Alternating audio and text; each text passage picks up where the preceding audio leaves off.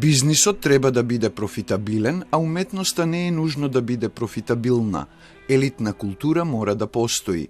Ова го кажа за Телма познатиот српски актер Никола Ѓуричко, кој последниве 5 години живее во Лос Анџелес, споредувајќи го западниот третман кон уметничките продукти како стока што се продава на пазар и односот кон културата во поранешната југословенска заедница. Ако е тржиште оно што одреđuje, mislim, možemo da vidimo da to neće na dobro. Prosto mora da postoji nešto što je kao kolač glavni kulture, jezika, šta ti ja znam, izdržavanja. Pogotovo to moderne neke stvari.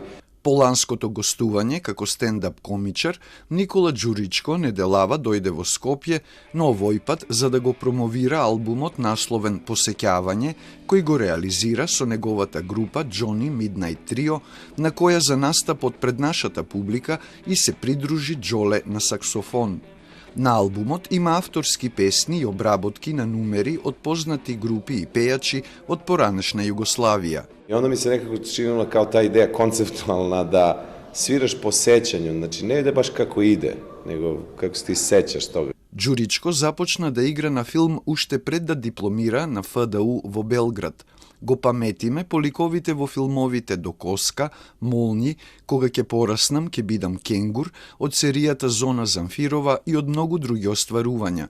Успехот што го постигна во регионот го продолжи во повеќе американски продукции, меѓу нив и во франшизата на Netflix Почудни нешта. Треба имати среće, znaš, biti na pravom mestu u pravom trenutku. Treba, znaš kako, ako si ti dobar glumac, ti si dobar glumac i tamo i ovamo. Dobra scena je dobra scena, autentična igra je autentična igra. U tom smislu nema tu neke dodatne nauke, jedino što je bazen, aj tako da kažemo, ljudi koji učestvuje u igri mnogo veći, ali mnogo više posla. Актерот најави повторно доаѓање во Македонија со стендап во следниот период. Го чека и снимање на нова серија во Белград, а потоа се враќа во Америка, каде работи на вториот албум со Johnny Midnight Trio.